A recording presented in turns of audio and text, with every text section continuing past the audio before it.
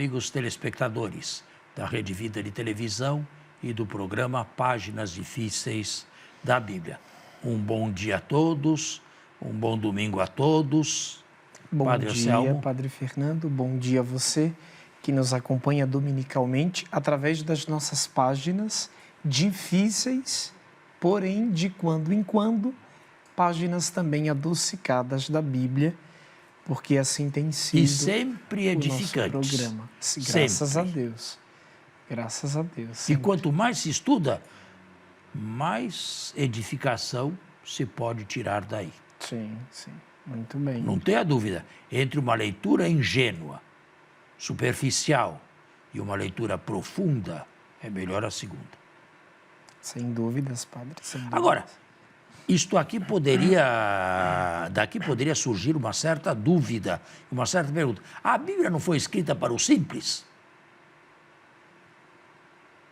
Depende do que se entende por simples. Se se entende por simples, simplórios, não estudados, não especialistas em nada, claro que não. A começar da língua. A Bíblia foi escrita numa língua que nós não conhecemos, que nós não falamos. O hebraico, em poucos casos o aramaico, o Novo Testamento todo em grego.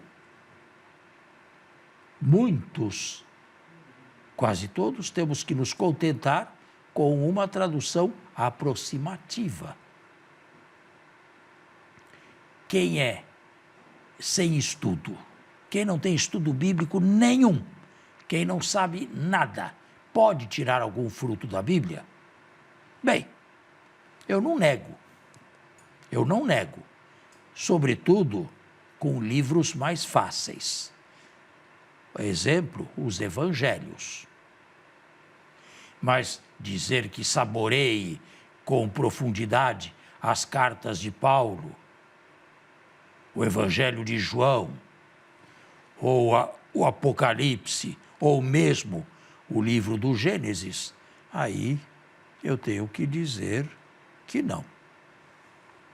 Certa vez me veio à presença uma senhora, já de uma certa idade, mas inculta, quase analfabeta. Não era analfabeta, não. Ela sabia ler muito bem, mas também parava por aí. Não ia mais adiante disto aqui, não.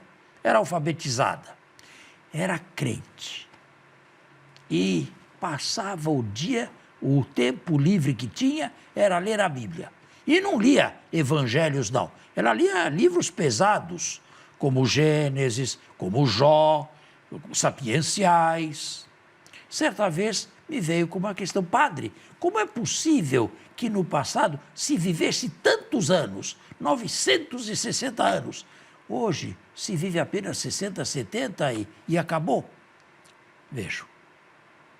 O que eu posso responder para uma pessoa assim? Não há resposta. Por quê? Tirá-la do mundo dela, eu não devo. Seria contraproducente, seria irresponsabilidade pastoral bíblica. Trazê-la para o meu mundo, impossível. Ela precisava muitos anos de estudo. Eu disse lá qualquer coisa, não me lembro mas exatamente o quê, mas a deixei tranquila. Agora, uma pessoa dessa pode tirar todo o fruto da leitura? Não, de jeito nenhum.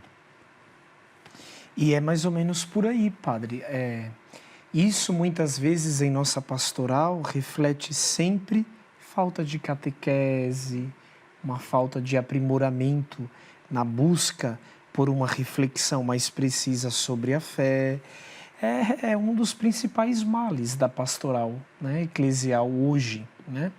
É o perigo de se construir uma pastoral sentimentalista e pouco catequética, e pouco bíblica, e pouco fundamentada nas Escrituras. Mas quem é o pastor que está preocupado com a catequese?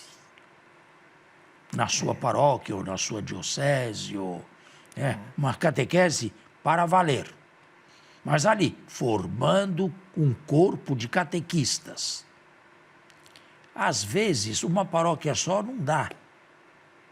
Você vai para outra paróquia, acabou. Precisaria que entrasse a força de uma diocese, por exemplo, ou de uma igreja particular. Ou de um regional, ou de coisa parecida. Onde as coisas fossem cobradas, dadas, cobradas, e um catecismo sério, bíblico, sério. Mas as nossas catequistas são mulheres, normalmente são mulheres, beneméritas, mas nem sempre à altura do cargo que ocupam. E muitas vezes estão lá há 40 anos, sem nenhuma atualização, sem nenhuma leitura, sem nada. Infelizmente. É uma catequese ultrapassada e defasada, não é?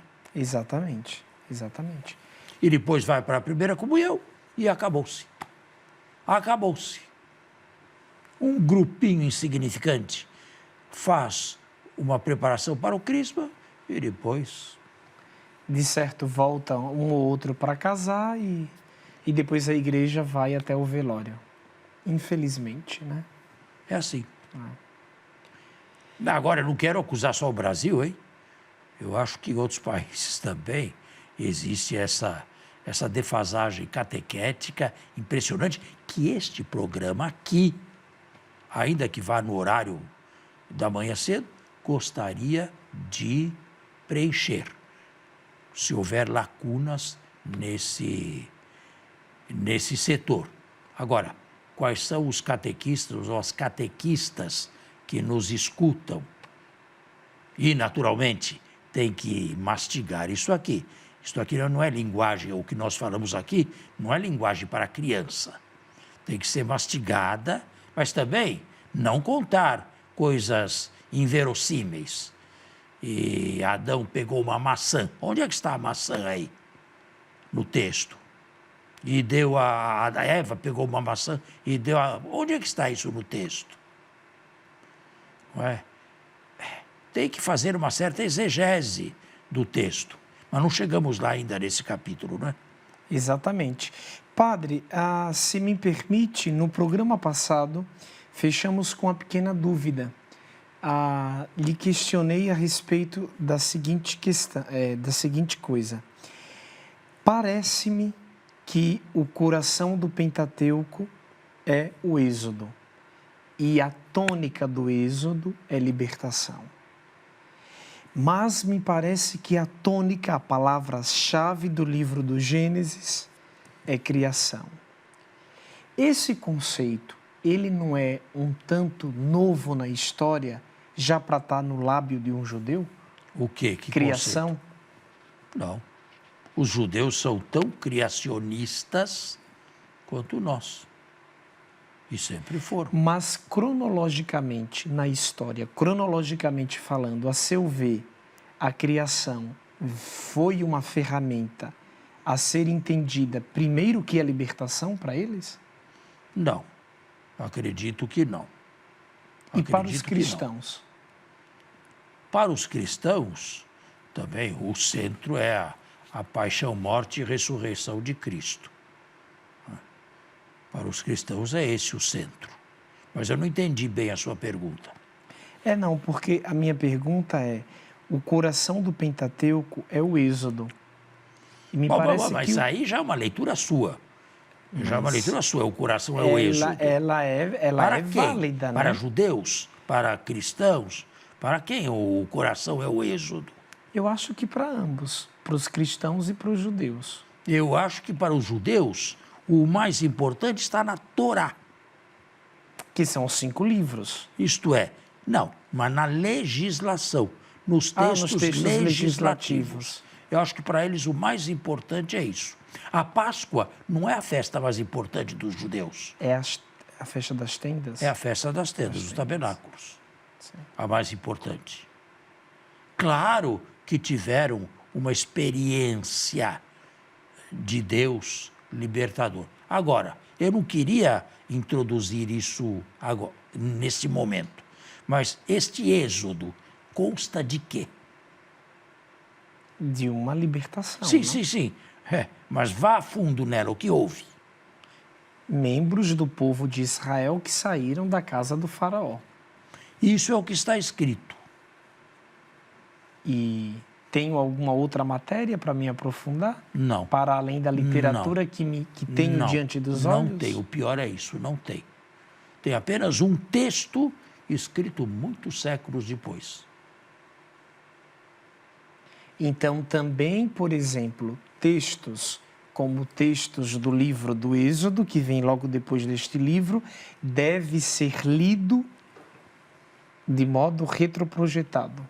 Exatamente. De modo retroativo, olhando para o passado que imaginavam ter acontecido. Agora, ter pensado nisso, intuído esse passado, já é uma grande coisa. Façamos o intervalo e voltamos.